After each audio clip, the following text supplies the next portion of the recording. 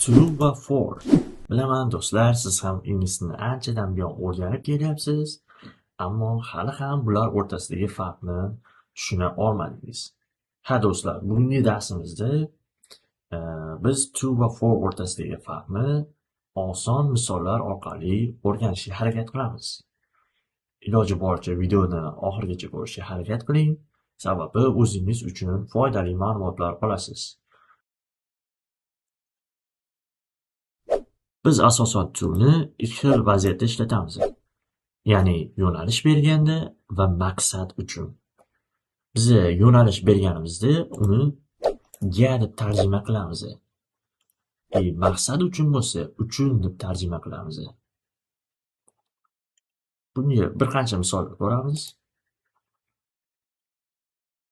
Misol uchun, he goes to the gym.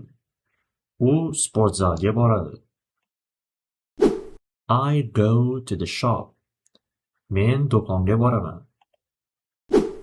They go to the river. Ular daryoga borishadi. We go to the party. Biz ziyofatga boramiz. She goes to the city center. U shahar markaziga boradi. Ko'rib turgan bo'lsanglar, bu yerda asosan urg'u yo'nalishga, ya'ni place. Biror bir joyga yo'nalish berilyapti. Shu sababdan ham biz bu vaziyatda to'ni ga deb tarjima qilamiz. Keyingi vaziyat bizda to maqsad uchun ishlatiladi. She bought some vegetables to make soup. U sho'rva tayyorlash uchun bir qancha sabzavotlar sotib oldi. I ran to catch the bus.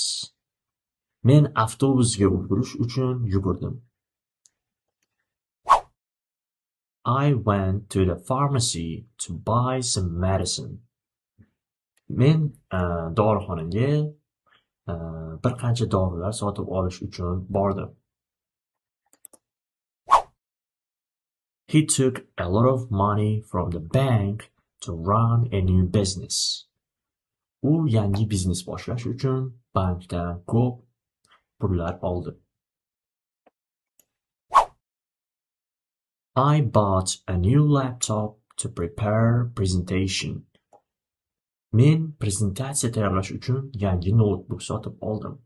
Ko'rib turgan bo'lsanglar, bu yerda kelgan to'larning hammasi maqsadni ifodalayapti, ya'ni biror bir narsa qilish uchun.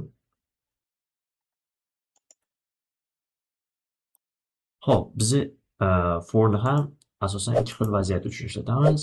Birinchisi odamlar uchun, ikkinchisi activities, ya'ni mashg'ulotlar uchun. Biz ikkalasida ham forni uchun deb tarjima qilamiz. Bunga ham bir misolni ko'radigan bo'lsak, I bought flowers for my mother. Men onam uchun gullar sotib oldim. She will buy a gift for her friend. U o'z do'sti uchun sovg'a sotib oladi. They will make a cake for his birthday. Ya'ni ular uning tug'ilgan kuni uchun tort tayyorlashadi. They organized a party for their teacher. Ular o'qituvchilariga party, ya'ni ziyofat tashkillashtirishdi. He sent a letter for his parents. U ota-onasiga maktub jo'natdi. Va keyingisi bizda activities. I need paper for drawing. Ya'ni rasm chizish uchun menga qog'oz kerak. She uses a notebook for taking notes. U narsalarni yozib olish uchun daftardan foydalanadi. I went outside for walking. Men sayr qilish uchun tashqariga chiqdim. He bought new sneakers for running. U yugurish uchun yangi oyoq kiyimlar sotib oldi.